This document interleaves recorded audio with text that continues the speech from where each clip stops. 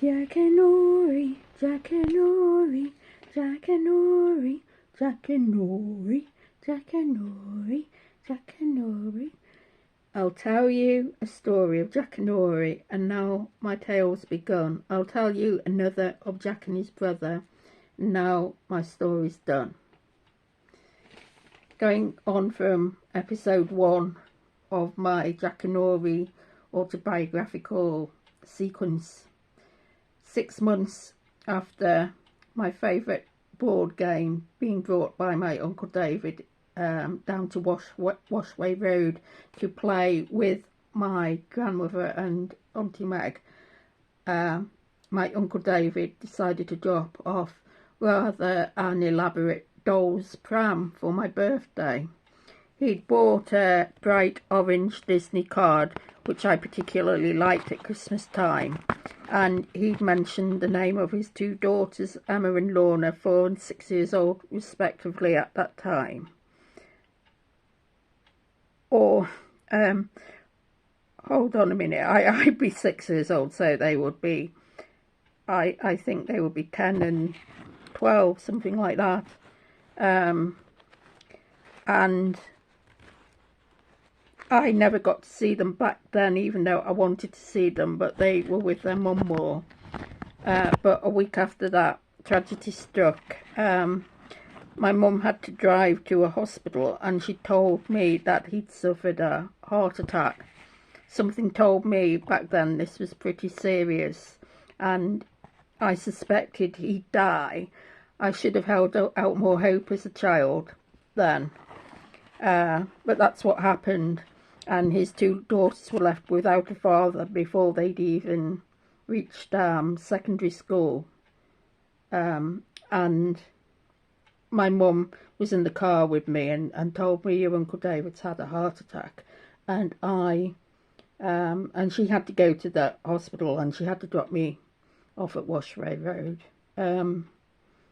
So I was left without an uncle I was fond of as an uncle too. This taught me from an early age that to be here right now in time and space was arbitrary and not a certainty. And I think a few kids will have had the same experience as me, maybe with grandparents. I should have known that with my dad being ill, with only a 30% chance of surviving Hodgkin's disease, which was a type of lymphoma of the blood deficiency type back then, or so I'd been told.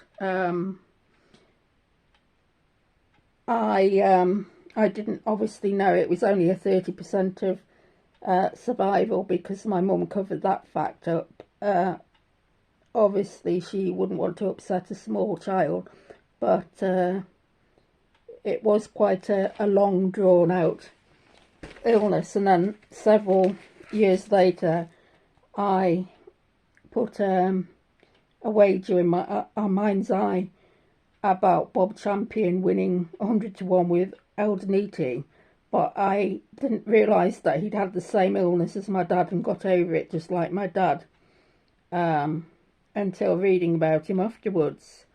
My dad had developed 2 secondary tumours in his stomach from his groin, and because he was my dad, unlike when they said a heart attack, it sounds, you know, really ominous, but because he was my dad and I didn't know precisely that it was cancer, I thought it was something like terminally wrong with the blood, but I wasn't really acquainted with cancer at 5 or 6 years old, so I didn't really think he'd die being my dad, because that would be the ultimate at that age. And he didn't, which was very, he was lucky, he knew that, and we were. I thought I'd somehow, because I've spoken about having anemia before as a kid, I thought I'd somehow inherited a blood condition, even at the age of 6, from my dad, because I had anemia, and I thought, oh, I've got anemia, I've inherited something. I don't think I'll live that long as an adult, because the white cells, I thought, would take over my faulty red corpuscles, and I had a bit of a wild imagination back then, and my intuition used to tell me things back then. My scarlet fever bout gave me a temperature of 105, and while I was picking up these viruses, and worse viruses than chickenpox, was because I had the anemia, and I had to be on liquid iron for about 18 months after that. So I didn't really come off it until I was nearly 8, I think. You know, they didn't sort of treat me with the iron straight away. I had to go through having lots of viruses before they realised I was low in iron, and they gave me took blood from me at 6 and realised. My Uncle David was the first person I was fond of to cross the invisible white cord, though, and but because of my own really high temperatures as a kid, I kind of realised there was a fine line between life and death. So whether or not I'd suffered in a past life, or there was a collective unconscious regarding relatives from the Victorian age, I don't know. You can sort of there's a line of heredity, isn't there, with animals even, and something is instilled innately in them from their recent ancestors almost, and that you don't know for sure why this is. And some people say it's because of past lives, or it may be some kind of collective consciousness in the genes. We don't really know enough, do we? But I'd like to think it was Angel Gabriel, and I like to think that as a child especially, and unbeknown to other people, I thought he'd implanted his ancient wisdom to me at an early age, because I had this special knowledge, and it sometimes served to make those envious who had inner demons, or you know, may have had a bad time in their own childhood. It was invariably a minority of teachers, though, and I think they were more like that than my actual peer group. But if you have a bad teacher and you're an only kid, and you're a bit clueless on socialisation because you're into your work more than anything else, that bad teacher can influence the kids and make you feel a bit of an alien, which is a thing I would never personally do as a teacher. Most of us are kind of shades of grey, quite innocent in this big universe. And having said that, some of us think we're on a mission to lead spiritually terrifically early on, even at 6 or 7 years of age.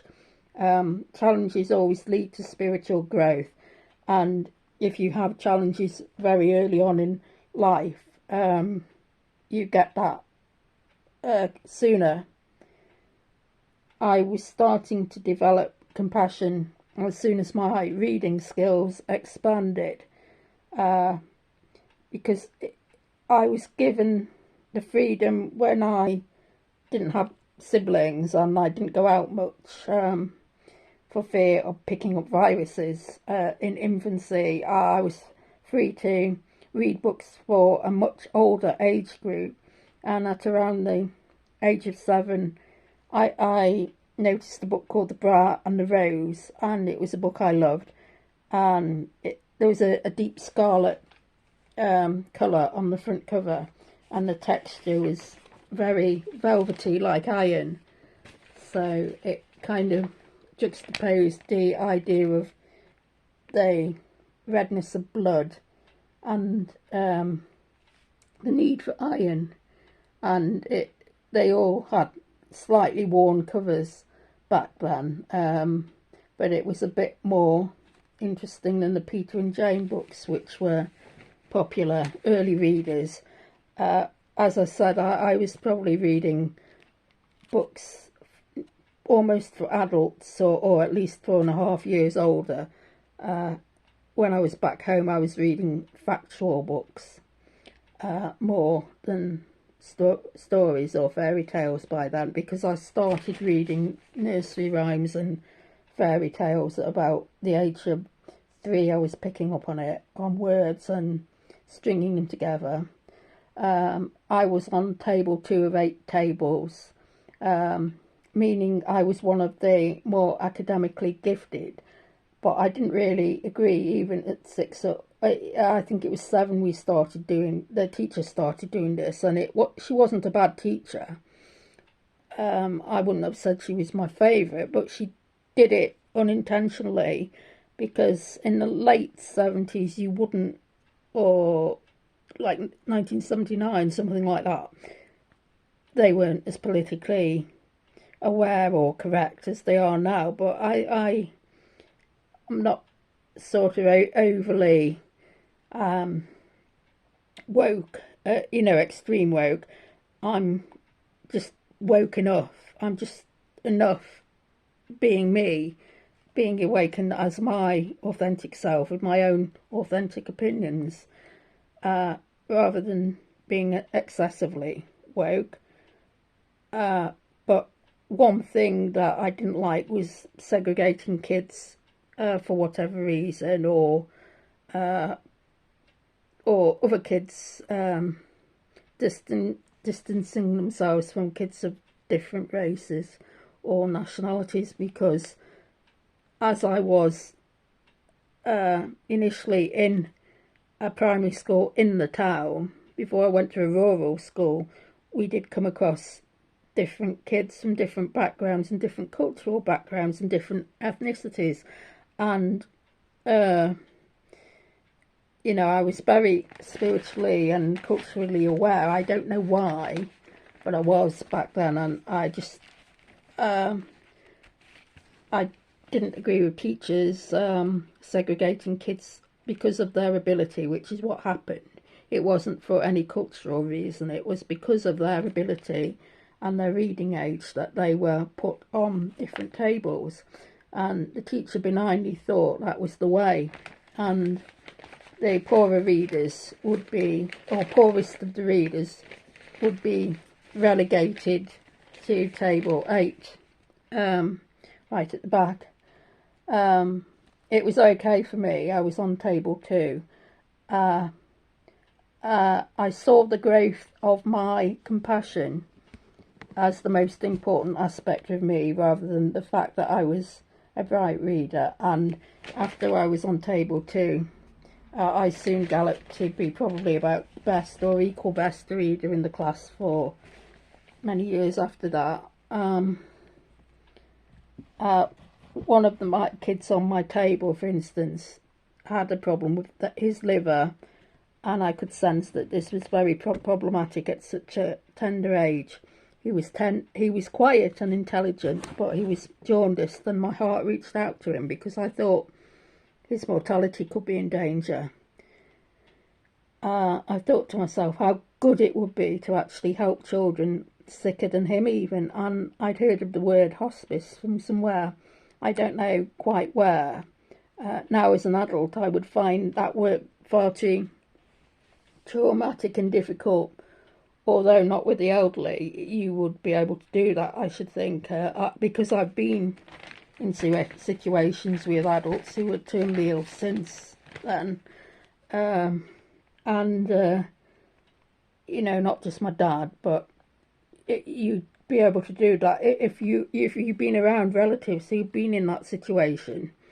You could be around people who were not connected with you and do that job quite easily, but not children though. Not for me anyway, because a late fiancé of mine never got over the fact of his child dying at 3 years old. And even if they're kids that aren't connected to you, you would be traumatised by it, I should think. It could lead you to get depression. It would have been a worthy thing to do for a child to help people of their own age group, though, because they are more on the surface and more filled with wonder and zest for life as children. But my mum dissuaded me from that idea because it wouldn't be nice, would it? But as I suggested, they were of my own peer group, so not like an adult who's already lived helping young kids. But I probably had that because subconsciously, even though I'd not got any life-threatening illness, it was just my dad. I connected the fact of being anemic with my dad being more ill, so I'd known something of what it was like to be ill. So I was a bit ahead of my years in more ways than one. The Heavenly Twins, I first started taking an interest not just in animals and nature, but in astrology at about 6, when my family got an astrology book and we all discussed our different signs as a family just for fun at Washway Road. The Heavenly Twins, I called them, but they weren't Geminis, they were the same as me, Libra. They sat on table 1, and they were focused on their study and, doing well. They were very ambitious, so they were maybe a bit impervious to the rest of us. But I would think they would be thinking along the same lines as me, quite protective. But I was fascinated by the fact that they were not identical, yet they were twins, because I already sussed, even at say 7, that twins, I knew some twins that were identical, so I couldn't work it out, but they were similar in some ways, but not quite different in other ways. So I was intrigued by that, and in the assembly hall we all sat down on slippery tails in the assembly hall, which I used to love assemblies because of the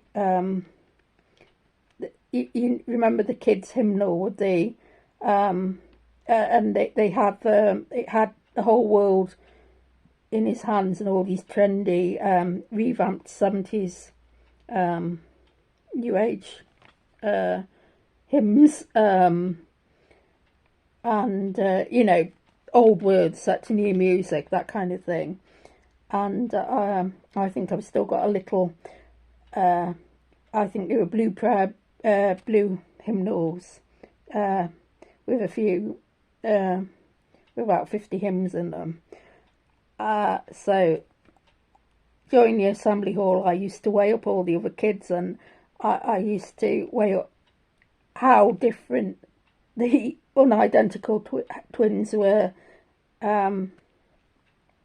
as a way of studying other people. But for now,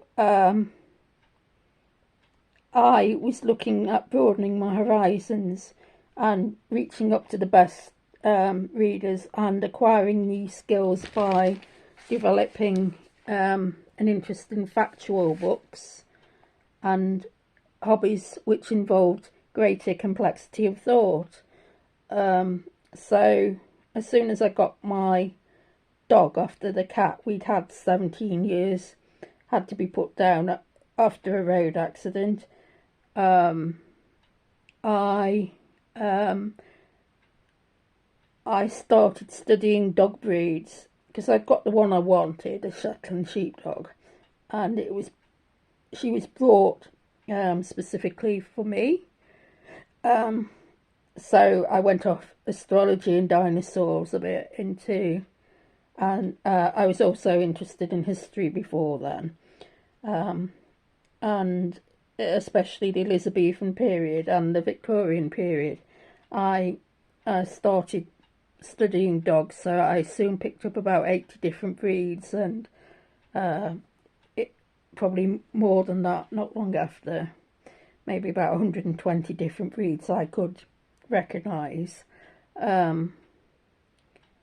Dinosaurs was something I had held on for far too long, so I wanted to make a break away from the kings and queens of England, because they were continually being brought up in assembly anyway. So I'd already got familiar with that, and Puff the Magic Dragon, and the different time periods, such as the gaslit streets of the Victorian era, the Elizabethan age of exploration and discovery. The lessons didn't continue from that, and I just read books from those time periods, such as the Mill on the Floss, or A Traveller in Time, which spoke about the plot to kill Mary, Queen of Scots, and Sir Francis Walsingham. So I wasn't quite up to Simon Sharma's level at 6 or 7, but I started reading that after seeing the televised version of A Traveller in Time with Sophie Thompson. And I used to watch I loved the Diddy-Coy. I watched it when it was on twice. It was cute. But I also got drawn in watching the bullying and how unfair it was, and just because someone had a different lifestyle, and some of the teachers not doing anything to help the situation, but actually alienating the kid who was the it was called Kizzy, but it was based on the book called The Diddy-Coy by Ruma Godden. Auntie Flora, who worked part-time back then, always picked me up from school to take me back to Washway Road, as my mum was working in Manchester Cathedral as a secretary. Before then, she'd worked in solicitors' offices as a legal secretary. We enjoyed our long walk along a long stretch of road called Woodhouse Lane, back from Woodhouse Primary School, which my mum also went to. And suddenly a girl called Kim, who was slightly older than me and about a year older, with sandy hair, would appear from nowhere and confidently walk by herself up to Auntie Flora in my Auntie Flora's brown leather raincoat, and started talking to her without a care in the world. We started off discussing various mythological fables to be found in Ladybird books. But most of all, I loved discussing the dinosaurs, especially the Brontosauri. I was sure they had existed at one time, but I could have been wrong. After all, dragons were never actually slain in reality, and the Brontosauri were like a huge, innocuous dragon. But they were my favourite dinosaur because Tyrannosaurus looked absolutely horribly scary, and they were plant eaters, so I kind of warmed to them. Because, yeah, you wouldn't survive long if Tyrannosaurus actually had continued to survive. We wouldn't have survived. We would have been gulped. We'd have been gulped down and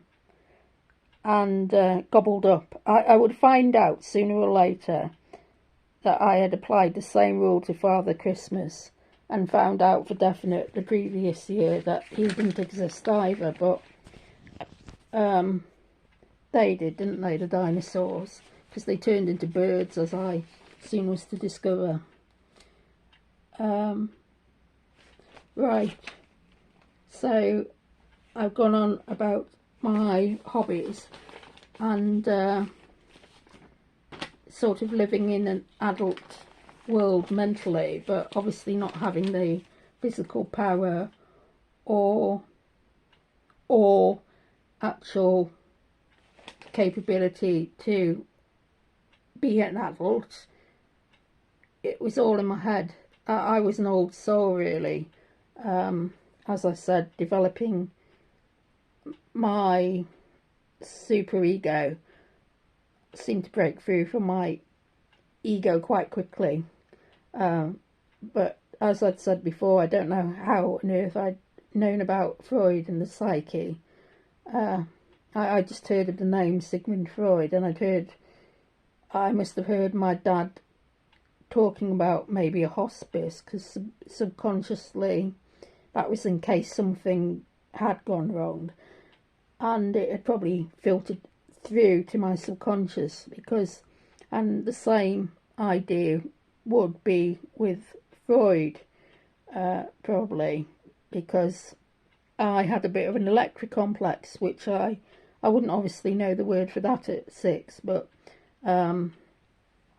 my mum never wanted to feel sorry for my dad when he had the remission. But I don't think my dad would have wanted that. He'd have felt patronised. So she bossed him around, and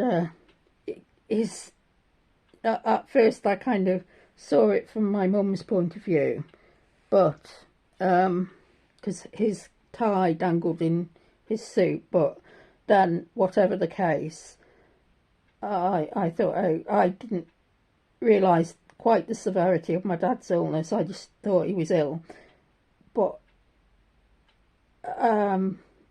so I was thinking at first, pull yourself together, Dad. But I would never stick up for my mum rather than my dad, you see. So I probably had the Electra complex.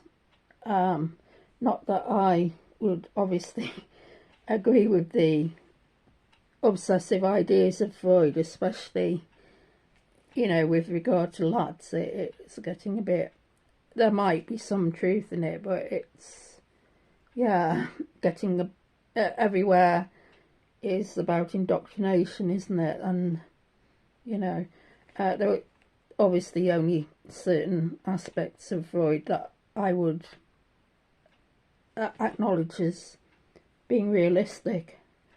But I did definitely have this electric complex, which is why I preferred older women teaching me than younger teaching assistants that were attractive. I would get over that, though, because I knew, being a fair-minded person, that was totally irrational. And this kind of primal having a go at my mum because I saw her as being a threat to my dad, which wasn't true. She was just telling him off. You grow out of that when your super ego develops, if you're a normal person. But some people that are they join mobs, and in an extreme situation, there'd be really bad news and persecute people. They haven't, I think it's not because they are evil, it's because that part of their brain is still animalistic. They haven't broken through. So some of the stuff where Freud talks about personal evolution and stages, and other psychologists say the same thing. They haven't broken through those stages. It's almost like a Maslowian triangle. They haven't accumulated the knowledge through passing properly through each formative stage, and so they come across as being irrational, or they will bitch other women, or or it could be guys being horrible to guys, but they tend to be, or just guys bullying both genders really, but they tend to have something of, I think both sexes can be, have a sense of camaraderie, especially guys, but to sort of not be sisterly, it's not very nice, I don't think, if they're up against an unpleasant male, because obviously they tend to have greater physical strength, so that's not very nice behaviour. And even as a small kid, I didn't like the fact that I was sticking up for my dad over my mum, because my mum did all the, you know, nurturing. My dad was at work and he wasn't as nurturing. He was a good dad, but he wasn't the mainstay. He was out bringing the money in, but he didn't do the cooking and stuff like that, or housework. But he'd been ill, mind. My spiritual gifts meant that despite all these alternative thoughts, and I was also having my dreams back then, and then they went away. And now, as an adult, in midlife especially, they've started to come back. But I started having dreams, first of all, when I was 3 or 4. And I was still also able to memorise where most of my peers lived, and after I made up for time lost at the age of 6, I became reunited with the proper age group, because when I had scarlet fever I had to be kept down, as I said, but I started, I was on table 2 when I came back, and I just galloped from there. So I think I'll leave it for now, because I've started to talk quite comprehensively. I got into the flow of talking. I've done a child counselling course last year and got 100%, but I've done lots of courses, and it's nice to counsel yourself and actually get into the philosophical process about developmental psychology too. And I intend to actually publish my memoirs in written form, so I think I'll leave it for now until the next instalment. Take care, be safe, be happy. Jackanory, Jackanory.